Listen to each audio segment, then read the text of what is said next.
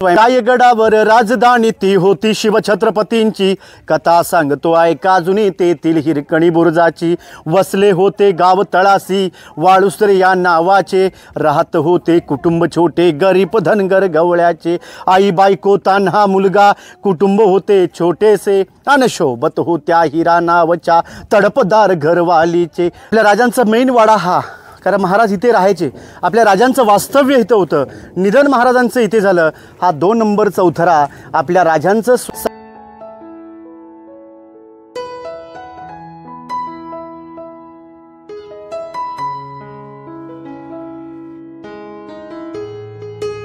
आपल्या श्लोकचा वाढदिवस आणि आजकालच्या रीती मोडून म्हणजेच केक कापून व कॅन्डल विझवून आम्ही बर्थडे सेलिब्रेट नाही करत आहोत. तर त्याऐवजी आम्ही रायगडावर आलो आहोत आणि श्लोकच्या बर्थडे निमित्त रायगडावर ते शिवघोषणा घेऊयात. होत आपल्या राजांचं 32 मणाचं सुवर्ण सिंहासन. 1 मण म्हणजे 40 किलो, 1280 किलो वजनाचं जे सिंहासन होतं ते इंग्रजांनी पळवलं. हे पोपेच्याच खालच्या अंगाच्या बाजूला एक डोंगर आहे. या डोंगराला इतिहासामध्ये पोटल्याचा डोंगर म्हटलं जातो, कारण त्या पोटल्याच्या डोंगरावरून इंग्रजांचे 2 अधिकारी कर्नल प्रॉथर आणि मेजर हॉल या 2 ब्रिटिश अधिकाऱ्यांनी या किल्ल्यावरती तोप मारा केला. तेव्हा रायगड 11 ते 12 दिवस किल्ला जळत होता. या राजा शिवछत्रपती श्री शिवाजी महाराज की जय. जय भवानी. जय शिवाजी. धर्मवीर छत्रपती श्री संभाजी महाराज की जय. स्वागत आहे मित्रांनो, पुन्हा एकदा तुमचं ऑल मराठी आपल्या लाडक्या यूट्यूब चॅनलवर.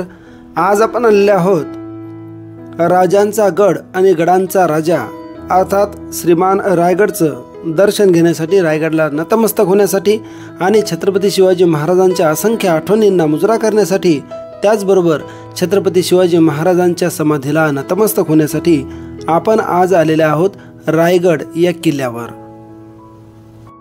रायगडच्या संवर्धनासाठी आता शासनाने भरीव मदत केलेली आहे. माझ्या माहितीप्रमाणे जवळपास 650 कोटी रुपयाचा निधी रायगडसाठी राखीव ठेवण्यात आलेला आहे आणि त्याच माध्यमातून रायगडच्या पायथ्याचे रोडसुद्धा अतिशय गुळगुळीत करण्यात आलेले आहेत. रायगडला जवळपास 11 ते 12 नावं आहेत, परंतु सगळ्यात शेवटचं नाव म्हणजे रायगड. मित्रांनो, पुढे जाण्याआधी एक नम्र विनंती करतो की अजूनही आपण ऑल मराठी हे चॅनल सबस्क्राईब केलं नसेल तर कृपया सबस्क्राईबचं बटन दाबून चॅनल सबस्क्राईब करा. त्याचबरोबर जर व्हिडिओ आवडला तर लाईक करा आणि व्हिडिओ इतरांना शेअर करायला मात्र विसरू नका. तर आपण रायगडकडे निघालेले आहोत. मित्रांनो, रायगडावर जाण्यासाठी 2 मार्ग आहेत. पहिला म्हणजे 1435 पायऱ्या चढून आपण पायरी मार्गे रायगडावर जाऊ शकता आणि दुसरा आहे रोपवेचा. तर आपण सकाळी 6च्या दरम्यान जर रायगड पाहत असाल किंवा रायगडाच्या पायथ्याशी सकाळी 6ला पोहोचले असाल तर पायऱ्याने आपण जाऊ शकता, जेणेकरून आपल्याला संपूर्ण गड आणि सगळे दरवाजे गडाचे पाहता येतील. आणि उतरताना आपण वेळ वाचवण्यासाठी रोपवेने सुद्धा उतरू शकता. परंतु आपल्याकडे वेळच नसेल तर मात्र रोपवेने सुद्धा आपण जाऊ शकता. यावेळी आम्ही मात्र रोपवेने जात आहेत वेळेअभावी. आणि जर तुम्हाला पायऱ्या मार्गे कोणता मार्ग आहे, कसं जायचं, तो जर व्हिडिओ पाहायचा असेल तर वर आय बटनवर त्याची लिंक दिलेली आहे. त्याचबरोबर डिस्क्रिप्शनमध्ये सुद्धा लिंक दिलेली आहे, जो 2 वर्षापूर्वी मी व्हिडिओ टाकलेला आहे. आज आपण जात आहोत रोपवे मार्गे आणि रोपवेचं जो मार्ग आहे तो जाताना डाव्या बाजूला पायरी मार्ग आहे आणि सरळच जेव्हा आपण जातो तेव्हा आपण बरोबर रोपवेकडे पोहोचतो. आपण जवळपास रोपवेच्या जवळ येऊन पोहोचलेले आहोत. आणि रोपवेचं प्रति व्यक्ती जाणे येणे 315 रुपये तिकीट आहे. त्याचबरोबर गडाच्या पायथ्याशी हॉटेलसुद्धा आहेत आपल्याला राहण्यासाठी. आपण ऑनलाईन बुकिंगसुद्धा करू शकता नेटवरून. त्यानंतर आपण रोपवेच्या प्रवेशद्वारातून आतमध्ये प्रवेश करत आहोत. रोपवेचं जे तिकीट आहे हे येण्या जाण्यासाठी 315 रुपये आहे आणि आपण गडावरून फक्त एकाच बाजूने जर उतरत असाल तर मात्र 200 रुपये तुम्हाला द्यावे लागतात. रोपवे हा पर्यायी मार्ग आहे. खरा रायगड तुम्हाला पायऱ्यावरूनच दिसेल, परंतु वेळ कमी असल्यामुळे किंवा ज्याला चढाई होत नाही त्यासाठी रोपवे हा बेस्ट पर्याय आहे. तर आपण रोपवेकडे जात आहोत. रायगडचा रोपवे उरात धडकी भरणारा आहे, कारण ताशीव गोट्याप्रमाणे असणारा जो रायगडचा भाग आहे त्या भागाकडून हा रोपवे आहे. परंतु गेल्या 25 वर्षामध्ये एकही अपघात न झालेला हा रोपवे आहे, कारण तशी मी खात्री करून घेतली होती. अपघात वगैरे कधी झाला का, तेथील कर्मचाऱ्यांनी सांगितले की 25 वर्षात एकही अपघात झाला नाही, त्यामुळे बिनधास्त रोपवेचा आपण वापर करावा. आमचा हा मावळा, आम्ही 3 वर्षाचा हा मावळा असताना आम्ही पैदल चढलो होतो रायगड, परंतु आता सध्या वेळेअभावी आम्ही रोपवेने जात आहे. 3 वर्षाचा असताना पायरीनं हा चढला आणि संपूर्ण रायगड पैदल फिरला. रोपवेने प्रवास करताना रायगडचं विहंगम तितकंच विलोभनीय दृश्य आपल्याला दिसते आणि तितकंच थरारक दृश्यसुद्धा आपल्याला या रोपवेमधून पाहायला मिळते. रोपवेने गेल्याच्यानंतर मात्र तुम्हाला जे दरवाजे आहेत, महादरवाजा वगैरे, त्यानंतर शिरकाई देवीचं मंदिर हे पाहायला मिळत नाही. त्यासाठी तुम्हाला परत थोडं खाली उतरावं लागते जर तुम्हाला ते पाहायची इच्छा असेल तर. परंतु रायगडाचा एकही पार्ट असा नाही की तो पाहायची इच्छा होणार नाही. हे बघा, अतिशय ताशीव दगड जो असतो त्याप्रमाणे आहे हा रायगडाचा भाग. आणि आम्ही जवळपास रोपवे स्टेशनला पोहोचलेलो आहोत वरच्या. आणि हे जे रोपवे स्टेशन आहे हे प्रचंड मोठं आहे. अनेक इंजिनियर्स यासाठी सतत काम करतात, त्यामुळे सुरक्षित आहे. हा रायगड रोपवेचा वरचा स्टेशन. आणि आम्ही लगेच तिथे गाईड उपलब्ध माहिती चालू असेल प्लीज मध्ये कोणी बोलू नका. प्रथम रायगड किल्ल्यावरती आपल्या ग्रुपचं सरसी स्वागत करतो. माझं नाव निलेश किसन अवकिरकर, गाव हिरकणीवाडी. तुम्ही आता रायगडावरती आलात. गडाच्या मागच्या बाजूला ही गडाची मागची बाजू आहे. मग रायगडाची समोरची बाजू आपण 2360 पायऱ्या चढून किल्ल्यावरती येतो. ती रायगडाची रायगड किल्ल्याची समुद्र सपाटीपासूनची उंची आहे 2851 फूट. रायगड किल्ला उंचावरती आहे. तुम्ही रायगड रोपवे प्रकल्पाने 5 मिनिटामध्ये गडावरती प्रवास केलात. ती हाईट आहे 1375 फूट 750 मीटर. रोपवेच्याच खालच्या अंगाच्या बाजूला एक डोंगर आहे.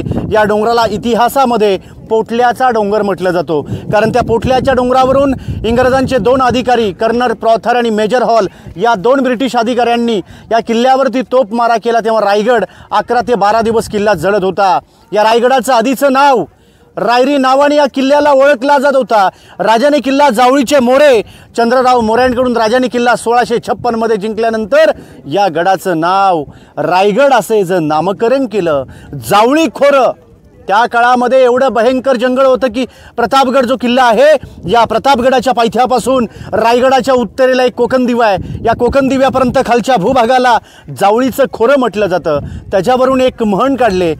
ती म्हण अशी म्हटली जाते की आपल्या डोईमधली ऊ अस्वलीच्या डोईमध्ये जर सोडली तर त्या अस्वलीचे केस एवढे भयंकर असतात की त्या केसातली ऊ सापडेल, मात्र जावळीच्या खोऱ्यामध्ये भला मोठा ती सोडलेला सापडणार नाही असं दाट जंगल होतं. राजाने किल्ला आपल्या स्वराज्यामध्ये आणला. राजे प्रथम या गडाच्या पायथ्याजवळ आले. राजांच्या सोबत त्यांचे पंत होते. मोरोपंत पिंगळे हे पंतप्रधान होते.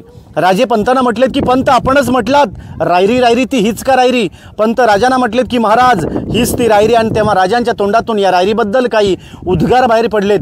ते उद्गार म्हणजे असे म्हटले जातात की राजा खासात जाऊन पाहताच गड बहुत चकोट, चौथरपा गडाचे कडे ताशिल्याप्रमाणे गाव 1.5 गाव उंच, पर्जन्यकाळी कडियावर गवतही उगवत नाही. धोंडा ताशिब एकच आहे. दौलताबाद पृथ्वीवर चकोट गड खरा, परंतु उंचीने थोडका आणि दौलताबादचे दशगुणी उंच ऐसे देखून राजे संतुष्ट झाले आणि बोलिले तख्तास जागा हाच गड करावा, कारण तख्त म्हणजे राजधानी. म्हणून महाराजांनी या राजधानीसाठी रायगडाची निवड केली. हा मागचा दरवाजा याला मेना दरवाजा म्हटलं जातो. मेना म्हणजे छत्रपती शिवरायांच्या राण्या किंवा राजघराण्यातल्या स्त्रिया सायंकाळच्या वेळी मेन्यांमध्ये बसून थंड हवेशीर बसण्यासाठी या दरवाजाचा वापर केला जायचा, म्हणून याला मेना दरवाजा म्हटलं जातो. इथून आतमध्ये आपण राणी महालामध्ये पुढची माहिती घेऊया. बोला छत्रपती श्री शिवाजी महाराज की जय. कोणता डोंगर होता त्याच्यावर तोफाचा डोंगर? पोटल्याचा डोंगर. हा बघा बघा मधला. हा बघा खाली. हा खांब्याच्या हा बरोबर. हा तोच हाच. हा येस येस येस. खूप मोठा डोंगर आहे तो. पण तरीपर्यंत पोहोचल्या नव्हत्या. हो, तुम्हाला जेवण लागणार आहे किल्ल्यावर. पोचले त्याच्याकडे तोफा होत्या ना, ते लांब पल्ल्याच्या तोफा होत्या त्यांच्याकडे इंग्रजांकडे. म्हणजे त्यांनीच इंग्रजांनी पूर्ण तिकीट काढलं पडशील परा.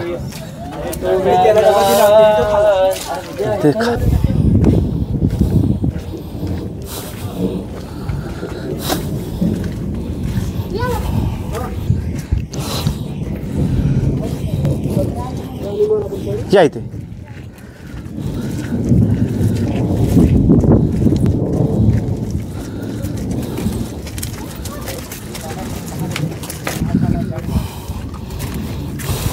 लक्ष द्या. आता आपण ज्या ठिकाणी उभे आहेत ना, हा राणीचा महाल आहे बघा. हा राणीचा महाल आहे कारण छत्रपती शिवाजी महाराजांना 8 राण्या होत्या. सईबाई, पुतळाबाई, सोयराबाई, सगुणाबाई, गुणवंताबाई, काशीबाई, लक्ष्मीबाई आणि सकवरबाई महाराजांनी ह्या नामवंत केली होती. लिंबाळकर, जाधव, मोहिते, शिर्के, विचारे, गायकवाड आणि पालकर. कारण सोयीसंबंध वाढवण्यासाठी महाराजांनी 8 लग्न केलीत, परंतु रायगडावरती मात्र 6 राण्या राहायच्या. 2 राण्या खाली राहायच्या. सईबाई राजगडावरती. संभाजी महाराजांची आई समजा असताना सईबाईंचं निधन राजगडावरती झालं 9 सप्टेंबर 1659 मध्ये. पुतळा राणीसाहेब राजमाता जिजाऊ मासाहेबांचा वाडाखाली पाचड गावामध्ये त्यांच्या सेवेला 1 राणी पाचडला. पुतळा राणीसाहेब 2 महिन्यांनी सती गेल्या 27 जून 1680 मध्ये. मग रायगडावरती राहिलेल्या 6 राण्यांचे 6 महाल रायगडावरती आहेत. एका राणीला एवढा एक महाल आहे.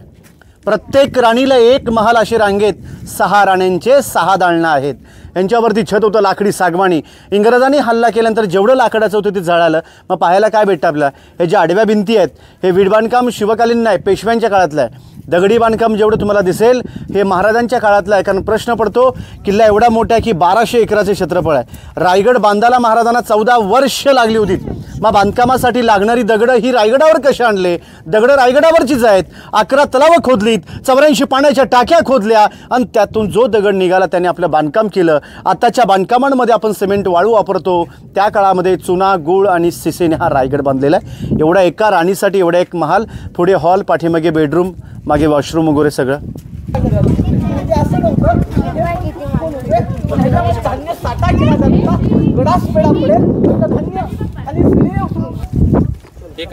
हां, हे बघा, जे खालच्या बाजूला जे काही तुटलेले भग्नावशेष इमारती आहेत यांनाच अष्टप्रधान मंडळांचे सचिवालय व कार्यालय.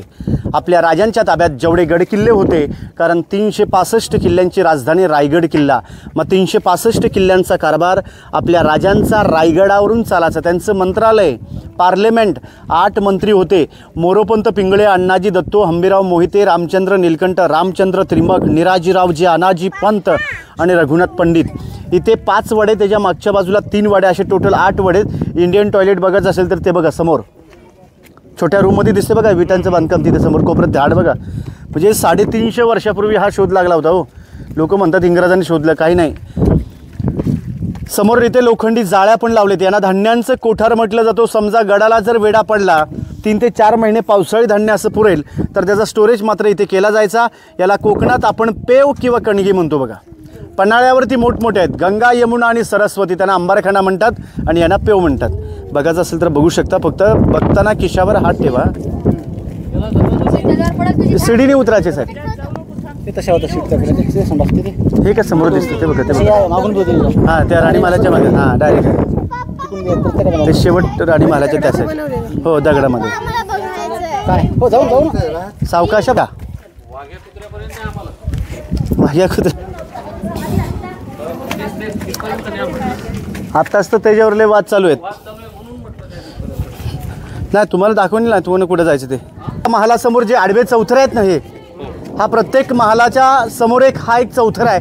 कारण त्यांचे नोकर चाकर जे होत्या, दासदाशा वगैरे, सर्वंट क्वार्टर्स त्यांचे. सर्वंट, हा आपण ज्या दरवाजेतून आलो ना तो मागचा दरवाजा, मेना दरवाजा, मेना राण्यांसाठी होता. हा पालखी दरवाजा आहे. आपल्या राजांची पालखी किंवा राजमाता जिजाऊ महासाहेबांची पालखी आणि शंभूराजांची पालखी जी गडावर यायची ना, ते या मार्गाने वरती यायची. ॲक्च्युली महाराज एंट्री करताना मागून एंट्री करायची. ॲक्च्युली फ्रंट समोरून आहे. वरती चढल्यानंतर 2 रस्ते आहेत.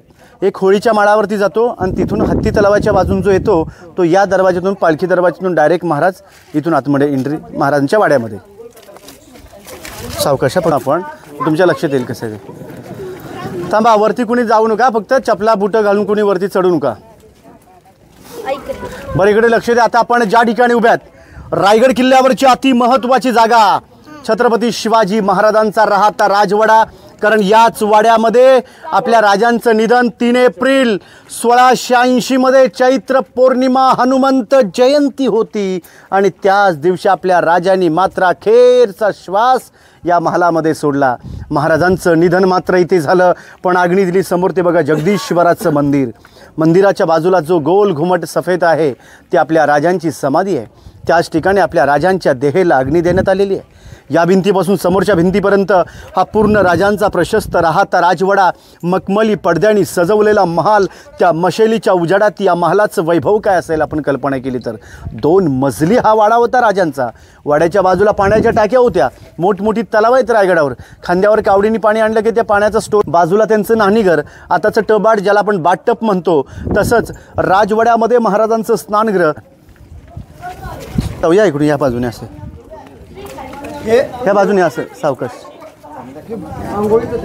हा हे स्नानगृह.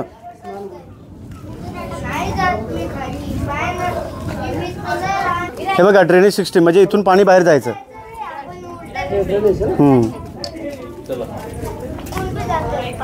इकडे जागा जर अपुरी आहे, जर आपली मोठी फॅमिली. दुसऱ्या बाजूला पेशवे, त्यांच्या काळात हे जेव्हा इंग्रज राहिला फक्त एवढंच. आपल्या राजांचा मेन वाडा हा, कारण महाराज इथे राहायचे. आपल्या राजांचं वास्तव्य इथं होतं. निधन महाराजांचं इथे झालं.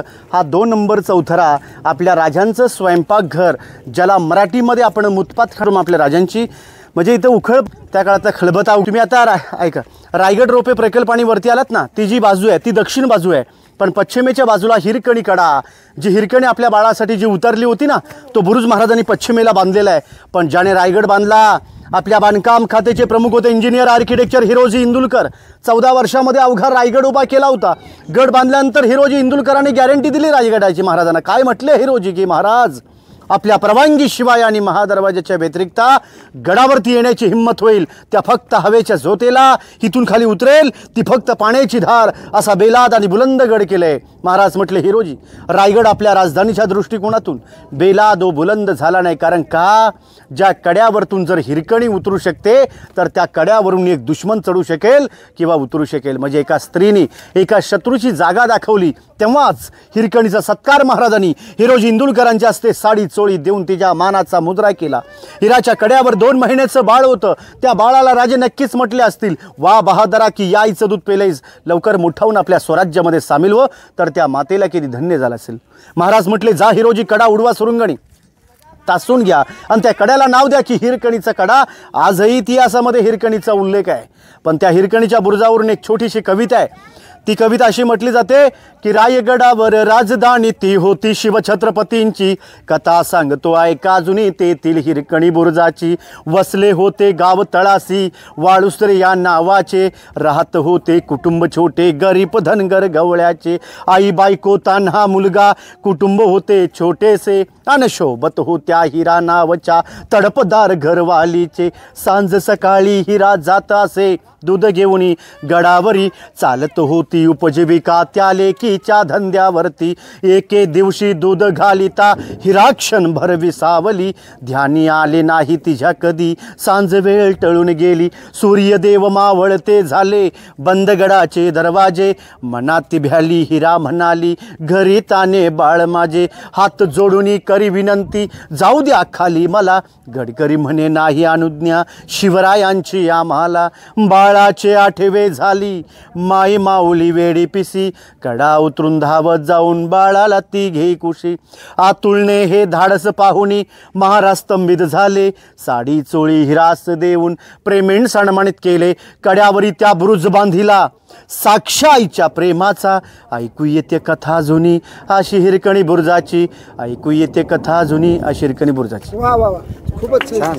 या इथून या. कडा तोच आहे, फक्त बुरुज पश्चिमेला आहे. हा, जिथे तुम्ही गाडी पार्क केले ना तिथे कुणालाही विचारलं इलेक्ट्रिकचा पोल आहे. पोल या सांगतो या इकडे.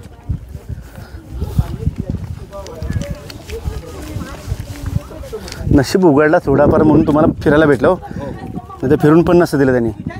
परवा तर असंच झालं, अशी बेकार परिस्थिती लोकांची. अर्धावट लोक गेलेत परत हो. प्रॉब्लेम काय होतं माहिती काय, इथे वीज वगैरे पडते ना त्याचा प्रॉब्लेम आहे, दुसरं काय नाही. थोडं पुढे चालायचं आपण. 50 का 60 कोटी रुपये काहीतरी तरतूद केली वाटतं. 620 कोटीचा निधी आली. 620 कोटी. 620 कोटीची तेच तर म्हटलं, खूप जास्त. 620 कोटी रायगडासाठी राखीव ठेवले. पुढच्या पिढ्यांना पाहता आलं पाहिजे. बरं इकडे लक्ष्मी, हा जो समोर एक मनोरा दिसतो बघा, या स्तंभाला छत्रपती शिवरायांची गॅलरी, बालखणी किंवा राजवाड्यामधला आपल्या राजांचा सज्जा. हा गोल ना. हो थोडं इकडे ना प्लीज. ते झालं त्यांचं जरा, ते गाईडचं झालं आपल्या. या इकडे थोडं पुढे चला. पलीकडे ते लाईटचे पोल आहेत ना, तिथून सरळ खाली गेली हिरकणी त्या बाजूनी. हा त्याच्या लय पुढे खाली हिरकणी, लय बुरुज खाली. हा ते लाईटीचे पोल आहेत ना, त्याच्या लय सरळ खाली, अजून तिथून ना तरी अर्धा किलोमीटर खाली आहे. हिरकणीचं गाव मग हिरकणवाडी. जिथे तुम्ही बसल्यात रोपे, तो आमचं गावच हिरकणीवाडी ना. गावाचं नावच आहे हिरकणीवाडी. होय. हा बघा, हा छत्रपती शिवरायांची गॅलरी आहे, बालखणी किंवा सज्जा राजवाड्यामधली महाराजांची. इथे 2 मनोरे आहेत, याला अष्टकोनी मनोरा. एकावरती एक असे 7 मजली होते. आतमध्ये कारंजे लावायचे, एका मनोऱ्यात 540 दिवे लावायचे.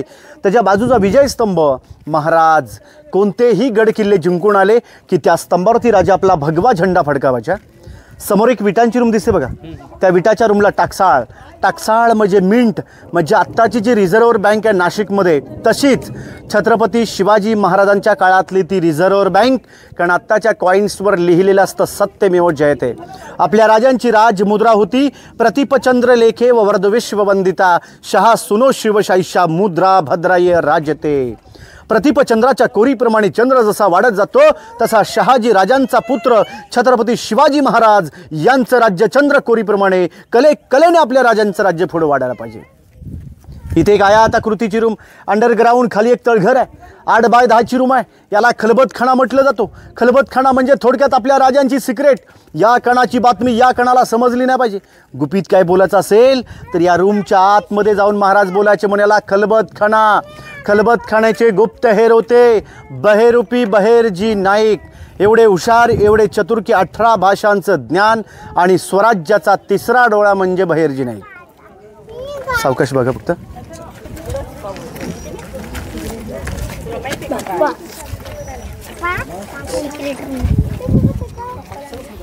पुढे नको जाऊ जास्त. पण बरे बघा, लक्ष द्या. इतिहासामध्ये गंगासागर तलाव म्हटलं जातं. गंगासागर म्हणजे छत्रपती शिवाजी महाराजांचा राज्याभिषेक 6 जून 1674 मध्ये गागा भट्टांच्या हस्ते राज्याभिषेक झाला. गागा भट्टाने जे 7 नद्यांचं काशीवरून शिवराज्याभिषेकाला जे पाणी आणलं होतं, त्यातलं उरलेलं पाणी या गंगासागर तलावामध्ये ओतलं गेलेलं 32 फूट खोल तलाव आहे. असे गडावरती 11 तलाव आहेत पाण्याची. समोर बघा टकमक टोकावरती लोक उभे आहेत बघा. एक माणूस उभा आहे बघा समोर सरळ, दिसलं का? टकमक टोक ऐकून घ्या. टकमक टोक म्हणजेच कडेलोट पॉइंट ऑफ पनिशमेंट. त्या काळामध्ये गुन्हेगारांनी गुन्हा, चोर, लबाडी, गद्दारी केली की त्या व्यक्तीला पोत्यात भरायचे, भालेचे टोक लावायचे आणि तिथून फेकून दिले जायचं. हा तोच टोक. कोणता? हा बघा, यांनी झूम करा बघा, झूम करा. हा बघा. हा पण ॲक्च्युली छत्रपती बघा, त्या काळात गुन्हेगारांनी गुन्हा, चोर, लबाडी, गद्दारी केली की त्या व्यक्तीला पोत्यात भरायचे, भालेचे टोक लावायचे आणि तिथून फेकून दिलं जायचं. ॲक्च्युली छत्रपती शिवाजी महाराजांनी कुणाचा कडेलोट केला नाही आणि संभाजी महाराजांनी कुणाला सोडलं नाही टकमक टोकावर. आणि ही सदर होती आपल्या राजांची. आणि दिवाणे खास, हा दिवाणे खास आणि पलीकडे दिवाणे आम. आम म्हणजे आमजनतेसाठी आणि खास म्हणजे खास लोकांसाठी. थोडक्यात आपल्या राजांचं कोर्ट दिवाणे खासला मराठीमध्ये सदर म्हटले जाते. आपण जाणार तो दिवाणे आम, जिथे आपल्या राजांचा राज्याभिषेक झाला त्या जागेवर. इथे कोर्ट फक्त त्यांचं म्हणजे पर्सनल, बस मंत्रिमंडळ घेऊन ते मिटवून टाकायचं फक्त इथून.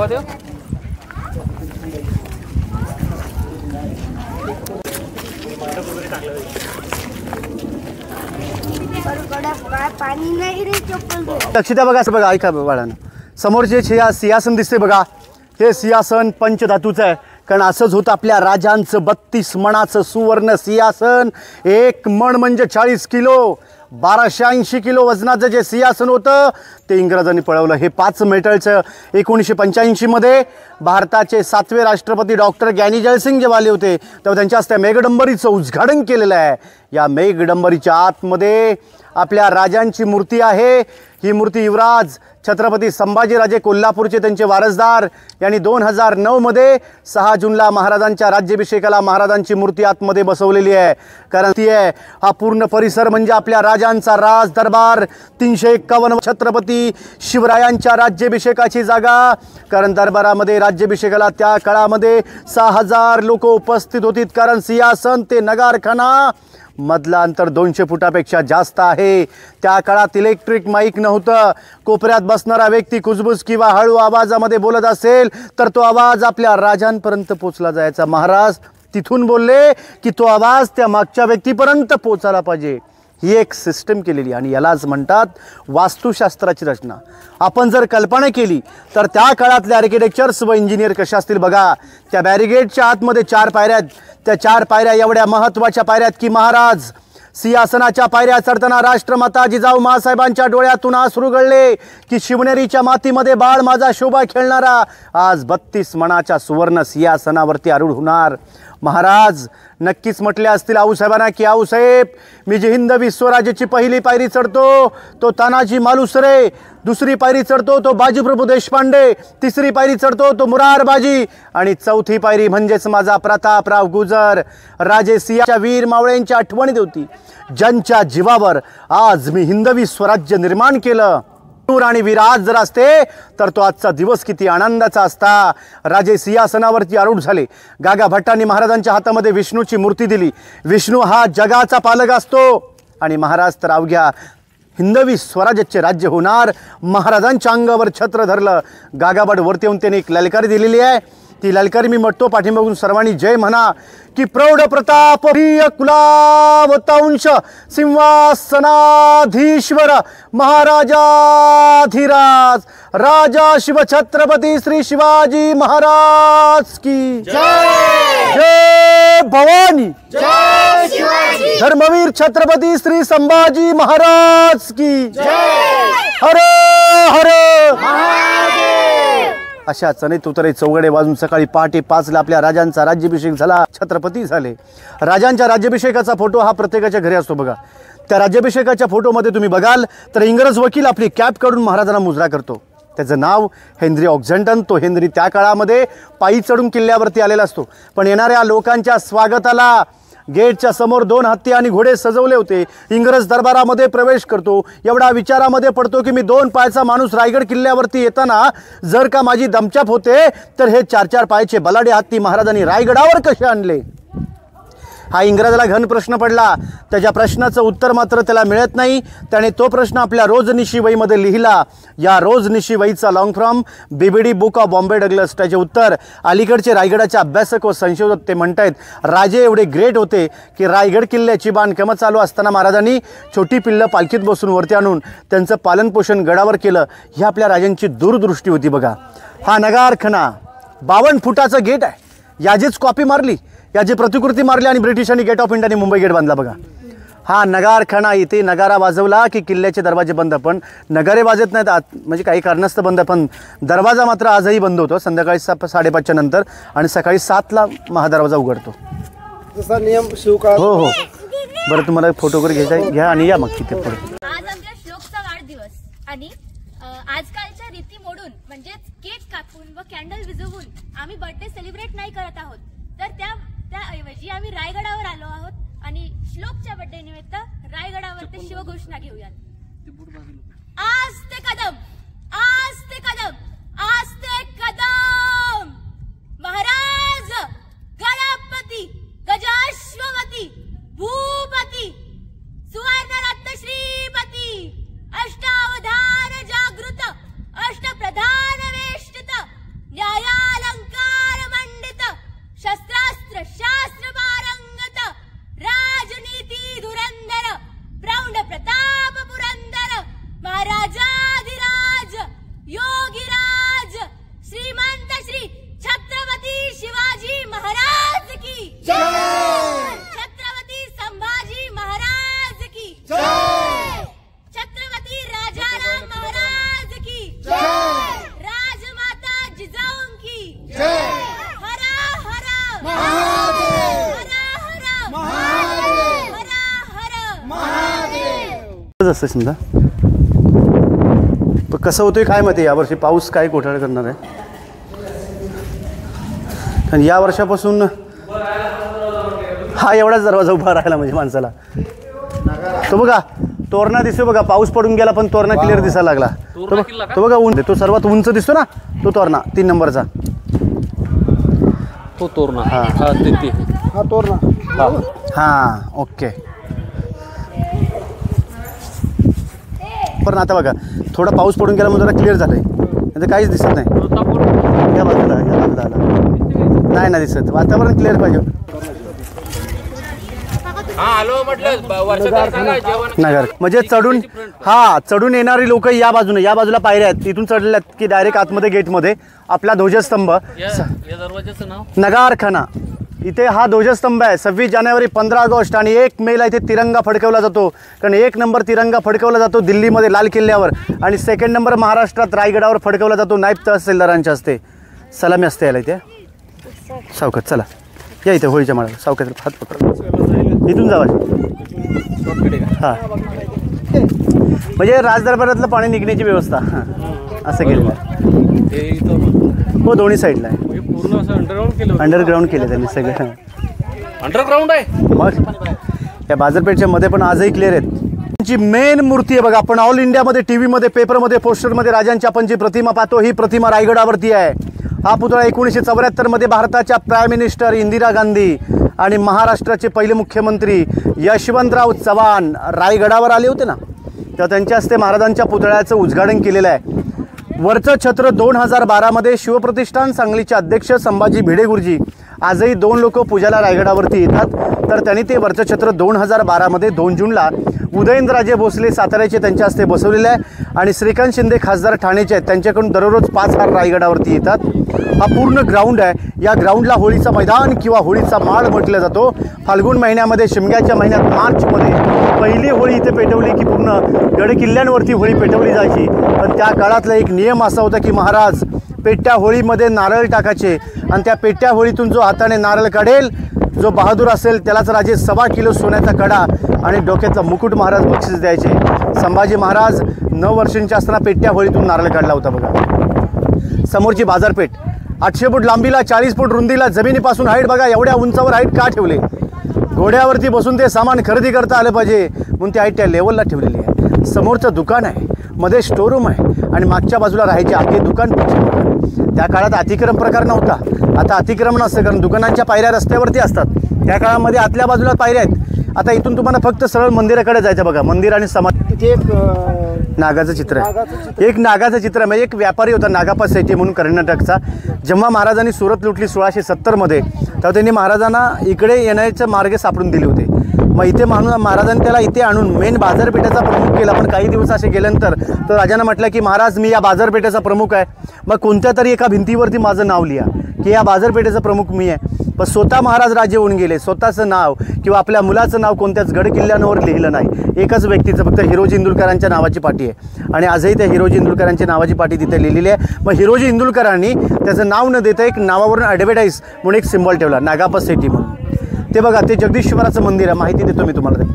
ते आता किती आपलं 32 मनाचं सिंहासन बसवायची चर्चा चालू आहे. ते संभाजी भिडे गुरुजी आहेत ना, त्यांनी संकल्प केलेला. अजून काय म्हणजे हे नाही पण बसवेत होईल बसू शकतो. ईश्वराचं मंदिर आहे बघा. महादेवाचं मंदिर ॲक्च्युली आकार बघा कसा वाटतो, मशिदीसारखा वाटतो की नाही, कारण ते मोगलांना तोडावं नाही म्हणून त्याचा एक आकार तसं ठेवलेला आहे. ॲक्च्युली मंदिर आहे शंकर महादेवाचं मंदिर आहे. कोणत्याही गड किल्ल्यांवर गेलात शंकरांच्या मंदिरांचे दरवाजे तुम्ही बघाल तर उंचीला कमी आणि रुंदीला कमी ठेवलेत. कारण का औरंगजेबचे सरदार उंचीला जास्त असून अंगाने दिप्पाड असायचे आणि जर का आपल्या मंदिरांमध्ये गेले तर नतमस्तक वाकून जावं त्या मंदिरामध्ये म्हणून त्या मंदिरांच्या दरवाजांची हाईट कमी ठेवलेली आहे. बाजूला महाराजांची समाधी व्हाईट कलर घुमट दिसतो की नाही, ती महाराजांची समाधी आहे. कारण त्याच ठिकाणी आपल्या राजांच्या देहेला अग्नी देण्यात आलेली आहे आणि त्याच समाधीच्याच पाठीमागे त्या कुत्र्याची समाधी आहे. समाधी आणि मंदिराच्या मध्ये गेट आहे. त्या गेटच्या पहिल्याच पायरीवर एक नाव लिहिले ज्याने हा रायगड बांधला. आपल्या बांधकाम खात्याचे प्रमुख होते इंजिनियर आर्किटेक्चर हिरोजी इंदुलकर, ज्याने 14 वर्षामध्ये रायगड बांधला होता. गड बांधल्यानंतर महाराजांनी विचारलं हिरोजी तुम्ही आमच्या बांधकाम खात्याचे प्रमुख म्हणून आम्ही प्रेमाने तुम्हाला हिरोजी इंदुलकर म्हणतो. 14 वर्षामध्ये रायगड बांधलात हिरोजी, काय बक्षीस तुम्हाला पाहिजे. हिरोजीना जर हवा असतं तर 2 गावांची स्टेट, अर्ध्या गावाची वतनदारी, जहागीरदारी, पाटीलदारी मागितली असती तरी दिली असती. कारण का सिंधुदुर्ग किल्ला त्यांनीच बांधला होता, प्रतापगडही त्यांनी बांधला होता. मग रायगड किल्ल्याची बांधकामं चालू असताना पैसे कमी पडले. स्वतःचं घर दार वाडा हिरोजीने घाण ठेवला आणि या रायगड किल्ल्याची बांधकामं पूर्ण केलीत. महाराज म्हटले मागा हिरोजी, काय हवं आपल्याला, काय मागितलं हिरोजीनी. हिरोजी म्हटले राजा, आपण मंदिरात जाताना ज्या पायरीवरती आपला उजवा पाऊल पडेल तिथे एका नावाची पाटी द्या की जिथे आपला चरण स्पर्श होईल. तिथे नाव लिहिलेलं आहे, सेवेचे ठाई तत्पर हिरोजी इंदुलकर. एवढंच राजांकडून बक्षीस घेतलेलं आहे. आपल्या रायगडाची महत्त्वाची माहिती इथपर्यंत असते, पण जाता जाता मराठ्यांचे काही 4 शेर आहेत. ते 4 शेर असे म्हटले जातात की घासल्या विना धार नाही तलवारीच्या पातीला, घासल्या विना धार नाही तलवारीच्या पातीला, शिवचरित्राशिवाय अर्थ नाही या महाराष्ट्राच्या काळ्या मातीला. अंधार फार झाला आता दिवा पाहिजे, अंधार फार झाला आता दिवा पाहिजे, या देशाला नव्हे तर अख्ख्या जगाला जिजाऊंचा शोभा पाहिजे. म्हणून तर म्हटलं जातं की राष्ट्रमाता जिजाऊ, राजमाता जिजाऊ तुम्ही जन्माला जर आल्या नसत्यात तर दिसली नसते अंगणामध्ये तुळस, आणि छत्रपती शिवराय तुम्ही जन्माला आले नसते ना तर आज राहिले नसते मंदिरांचे उंच उंच कळस. म्हणून भूषण काय म्हणतायत, काशी हों की कला जाती मथुरा में मस्जिद बसती, अगर ना शिवराय पैदा होते तो सबकी सुन्नत हो जाती, सबकी सुन्नत हो जाती. जय शिवराय. हा आहे होळीचा माळ. होळीच्या माळावरील महाराजांना नतमस्तक होऊन मुजरा करून आम्ही पुढे बाजारपेठ आणि महाराजांच्या समाधीस्थळाकडे निघालो. हेच ती बाजारपेठ, ज्या बाजारपेठेमध्ये पोटपायऱ्या आहेत, त्याचबरोबर घोड्यावरून खरेदी करता आली पाहिजे म्हणून ती बाजारपेठ वर होती, त्याचं विशिष्ट अंतर होतं. आजही आपण रायगडाला जर भेट दिली तर ह्या सगळ्या वस्तू, ह्या सगळ्या वास्तू आणि हे नागाचं चित्र, नागाप्पा व्यापारी जे होते त्यांच्या स्मरणार्थ, कारण छत्रपती शिवरायांचे जेवढे गड आहेत तिथे कुठेही स्वतःचं नाव त्यांनी कोरलेलं नाही, म्हणून तशी अनुमती कोणालाही नव्हती. आता आपण समाधी स्थळाकडे जात आहोत, त्याचबरोबर जगदीश्वराच्या मंदिराकडे जात आहोत आणि सेवेचे ठाई तत्पर हिरोजी इंदलकर ती पायरीसुद्धा आपण पाहणार आहोत. त्या पायरीला सुद्धा आपण नतमस्तक होणार आहोत. तिकडे सध्या आपण जात आहोत. बाजारपेठेच्या मागच्या बाजूला हे जे आपल्याला झोपडे दिसतात हे सर्व गाईड मंडळी आहे आणि त्यांच्या ज्या अर्धांगिनी आहेत ते आपल्याला सुंदर पिठलं भाकरी योग्य दरामध्ये उपलब्ध करून देतात. त्यानंतर आपण आलो जगदीश्वराच्या मंदिरामध्ये. हे जगदीश्वराच्या मंदिराचा परिसर, त्याला वॉल कंपाऊंडसारखं जे आहे ते, त्यानंतर हा जगदीश्वराचं मंदिर जे मी तुम्हाला जवळून दाखवत आहे. जगदीश्वराच्या मंदिराची जी रचना आहे ते आपल्याला गाईडनी सांगितलेलीच आहे, मस्जिदीप्रमाणे आहे. आणि हे मंदिर तत्कालीन शिवकालीन आहे. हिरोजी इंदलकरांच्या संकल्पनेतून साकारलेलं हे जगदीश्वराचं मंदिर आहे.